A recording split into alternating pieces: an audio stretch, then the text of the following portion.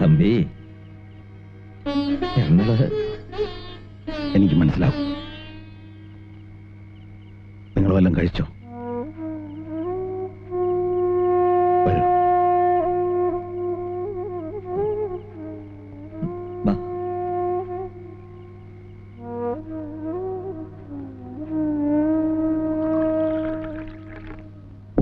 റിട്ടയറായപ്പോ കിട്ടിയ പണത്തിൽ നിന്ന് കുറച്ചെങ്കിലും എടുത്ത് മാറ്റി വെക്കാമായിരുന്നില്ലേ പാർവതി? തമ്പി ആരോടായി പറയണേ? കർണന്റെ പരമ്പരയാ ദാനവംശം.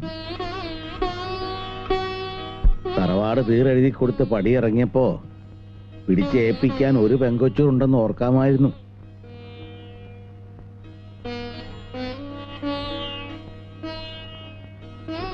ഇവിടെ ഉണ്ട് 2-3 എണ്ണം. ഈ തറവാട് എന്റെ പേര് ബാങ്ക് ബാലൻസ് ഉള്ളത് കൊണ്ട് ചുറ്റിപ്പറ്റി നിൽക്കുന്നതാണ്. ഇല്ലെങ്കിൽ വായിക്കൽ ഇടാൻ പോലും ആരും ഉണ്ടാവില്ല.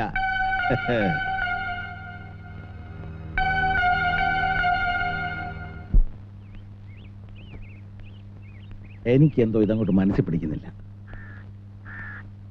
താൻ ഈ നാട്ടിൽ ജീവിച്ച അവസ്ഥ വെച്ച് നോക്കുമ്പോ ഇത്, ഞാൻ പറഞ്ഞില്ല തന്നോട് എൻ്റെ കൂടെ താമസിക്കാൻ. അപ്പൊ തന്റെ അഭിമാനം അനുവദിച്ചില്ല. അതെ, ദുരഭിമാനമാ. എന്തിനാ അത്? ഞങ്ങൾക്ക് ആവശ്യമുള്ള സൗകര്യമുണ്ട്. നല്ല സൗകര്യ. ഞങ്ങളുടെ ജീവിതത്തിൽ ഇനി അവശേഷിക്കുന്ന ഒരേ ഒരു കാര്യം മരിക്കുക എന്നുള്ളതാ. ഇവിടെ ആവുമ്പോ വിഷം പോലും വാങ്ങണ്ട. ഇഷ്ടം പോലെ ഉതളങ്ങിയല്ലേ വിളഞ്ഞു കിടക്കണേ. ചുടുകാട് അടുത്തായതുകൊണ്ട് ദഹിപ്പിക്കാനും വിഷമമുണ്ടാവില്ല. പിന്നെ കൂടുതൽ ദൂരം ചുമക്കുകയും വേണ്ടല്ലോ. ഇവളും അതിപ്പെടുവോ?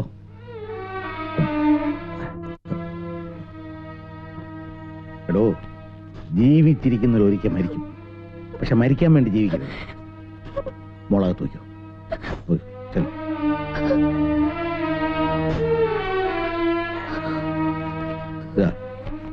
ഇത് വെച്ചോ.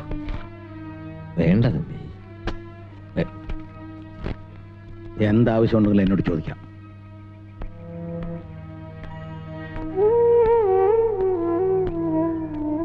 തമ്പി, ചിലപ്പോ ഈ പണം എനിക്ക് തിരിച്ചു തരാൻ പറ്റില്ല എന്ന് വരും. അതുകൊണ്ട് തിരിച്ചു തരാൻ പറ്റാത്ത പലതും ഉണ്ടോ? ഭാര്യയും അമ്മായിയച്ഛനും അമ്മായിയമ്മയും എന്നെ പ്രതികൂട്ടി കയറ്റിയപ്പോ താനേ ഉണ്ടായിരുന്നുള്ളൂ കൂട്ടിന്. ലോകത്താരോടെങ്കിലും എനിക്ക് കടപ്പാടുണ്ടെങ്കിൽ അത് തന്നോട് മാത്രമാണ്. ഇപ്പൊ അതൊക്കെ തിരിച്ചു ചോദിച്ചാൽ എനിക്ക് തരാൻ പറ്റുമോ? തനിക്ക് ഈ പണം വേണ്ടി വരും. ചിലരെ കൊണ്ട് കണക്ക് പറയിക്കണ്ടേ? കണക്ക് പറയിക്കാനോ? ആ. ആരെ കൊണ്ട്? കരിമ്പും തണ്ട് പോലെ തന്നെ ചവച്ച് നീരിറക്കിയിട്ട് തുപ്പിക്കളഞ്ഞില്ലേ അവരെ കൊണ്ട്. കേസ് കൊടുക്കണോടോ. പാരമ്പര്യമായിട്ട് കിട്ടിയൊന്നും അല്ലല്ലോ. താൻ ചോരയും നീരും ചെലവാക്കി സമ്പാദിച്ചു കൂട്ടിയല്ലേ. അത് വെറുതെ കിട്ടുമ്പോ അവർക്കതിന്റെ വില മനസ്സിലാവില്ല. അറിയോ? വിശ്വാസവഞ്ചനയാ കാണിച്ചത്. വിടരുത്, ഞാനുണ്ട് തൻ്റെ കൂടെ.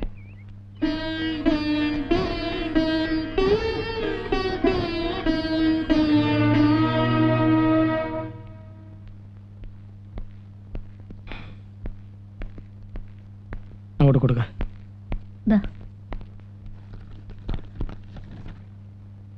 എന്താ ഞങ്ങൾ രണ്ടാളും ഒപ്പിട്ട മുദ്രപത്രോ? ഇതിലൊന്നും എഴുതിയിട്ടില്ലല്ലോ. അച്ഛന് ഇഷ്ടമുള്ള എഴുതി ചേർക്കാം. അച്ഛന്റെ സ്വത്തിൽ ഒരു അവകാശവും ഞങ്ങൾ രണ്ടുപേർക്കും വേണ്ട. സാറ് പറഞ്ഞില്ലേ തറവാടും ബാങ്ക് ബാലൻസും ഒക്കെ കണ്ടിട്ടാണ് നിൽക്കുന്നതെന്ന്. അങ്ങനെയല്ല സാർ. അച്ഛനെയും അമ്മയും കണ്ട ഓർമ്മ എനിക്കില്ല. അച്ഛനുണ്ടായിട്ടും അച്ഛന്റെ സ്നേഹം അറിഞ്ഞിട്ടില്ലാത്ത സുരേട്ടന്റെ കഥ കേട്ടപ്പോ അദ്ദേഹത്തെ ഞാൻ ഇഷ്ടപ്പെട്ടു പോയി. ഞാൻ വിചാരിച്ച ഇതൊരു കുടുംബമാക്കാന്ന് കരുതി മോഹിച്ചു വന്നതാ. അച്ഛനെയും മക്കളെ ഒന്നിപ്പിക്കാൻ വേണ്ടി എന്തൊക്കെയോ ചെയ്തു. ധിക്കാരമായി പൊറുക്കണം. യാത്ര പറഞ്ഞിട്ട് പോകാമെന്ന് എഴുതി കാത്തിരുന്നാണ്. തിരിച്ചറിവില്ലാത്ത പ്രായത്തിൽ അച്ഛനും അമ്മയും തമ്മിൽ പിരിയാണെന്നറിയാതെ കോടതി കയറി സാക്ഷിയാൻ എന്തൊക്കെയോ പറഞ്ഞുപോയി. അത് അച്ഛനെതിരായിരുന്നോ അമ്മയ്ക്കെതിരായിരുന്നോ എന്ന് എനിക്കിപ്പോഴും അറിയില്ല.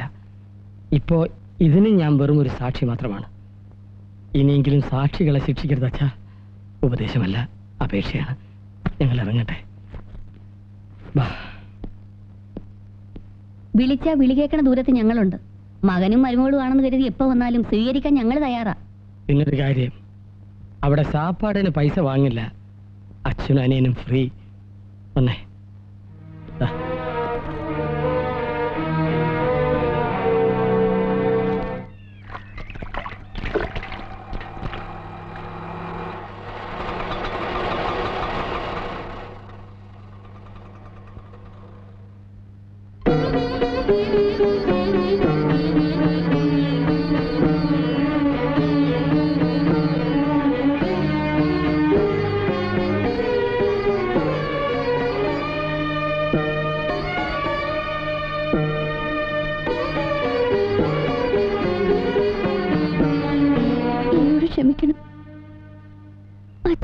ബുദ്ധിമുട്ടിക്കാതിരിക്കാൻ വേറൊരു വഴിയും കണ്ടില്ല.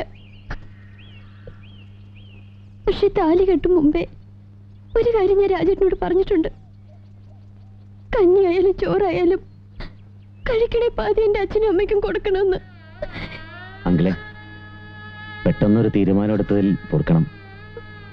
സഹതാപം കൊണ്ട് ത്യാഗം ചെയ്തൊന്നുമല്ല, ജാതി ഇഷ്ടമായോണ്ട് തന്നെ. ഒരു ജോലി ശരിയായിട്ടുണ്ട്, കൽക്കട്ടയിലാ. അടുത്ത ആഴ്ച പോണം. അവിടെ ഉള്ള സൗകര്യത്തില് നമുക്കൊരുമിച്ച്. വേണ്ട മക്കളെ,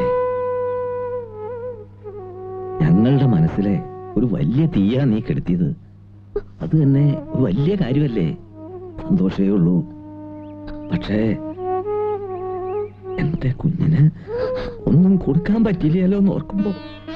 ഒന്നും വേണ്ട, നിങ്ങളുടെ അനുഗ്രഹം മാത്രം മതി.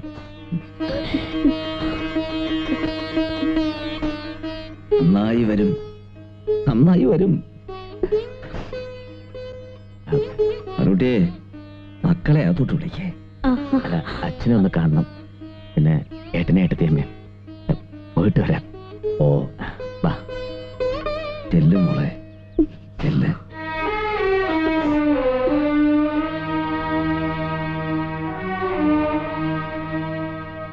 കേറ്.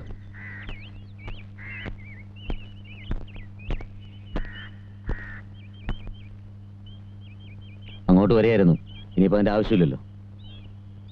ഇന്നു മുതൽ എന്റെ സ്റ്റൈഫൻഡ് അച്ഛന് കട്ട് ചെയ്യാൻ. ഒറ്റയ്ക്ക് കഴിയുന്നാണല്ലോ അച്ഛന് കൂടുതൽ ഇഷ്ടം. പേടിക്കണ്ട, ഞങ്ങൾ ഒരിക്കലും ഒരു ശല്യാവില്ല.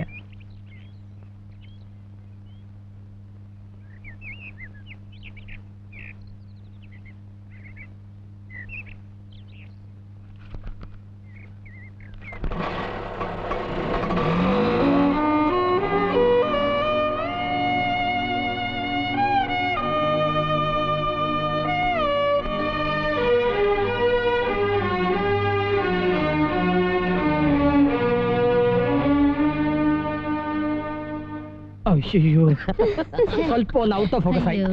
ദാ, നോക്കിക്കോ, ഈ കളി ഞങ്ങൾ തന്നെ. ഉന്നം തെറ്റിക്കല സ്വയം ഇത് നമ്മുടെ അഭിമാനത്തിന്റെ പ്രശ്നമാണ്. ക്വീനെ അടിച്ച് വീഴ്ത്തില്ലെങ്കിൽ നമ്മൾ ഇതുവരെ കളിച്ച കളി വേസ്റ്റ് നെഗറ്റീവ്. പോയി, പോയി, പോയി, പോയി.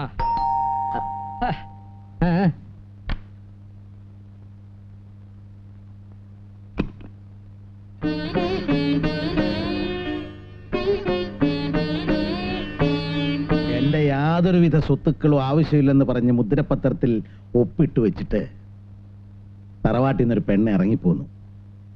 അവിടെ ഭർത്താവിനെയും കൂട്ടി. അവൾ ഒപ്പിട്ടതിന് മുകളിൽ എഴുതിയിരിക്കുന്ന പേര് സ്വയംപ്രഭ സുരേന്ദ്രൻ എന്നാണ്. അതില് സ്വയംപ്രഭ മാത്രമേ അവൾക്ക് സ്വന്തമായിട്ടുള്ളൂ.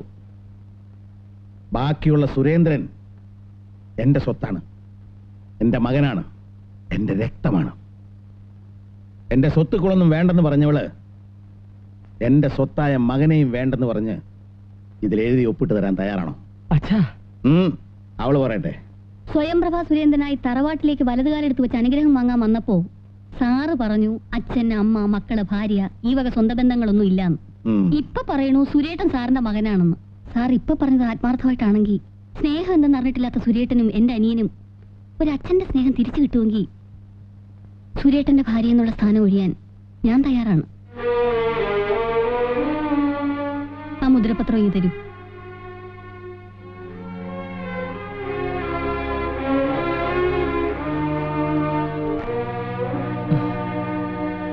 മോളെ, വേണ്ട. നീ എന്നെ തോൽപ്പിച്ചു. നീ എന്റെ മരുമോളാ. എന്നാച്ചാ ഞങ്ങളെല്ലാം ഒന്ന് അനുഗ്രഹിക്കും. നന്നായി വരട്ടെ, നന്നായി വരട്ടെ. നീയല്ലേ പറയാ അച്ഛൻ സിംഹമാണെന്ന്? വെറും പൂച്ച. സാധന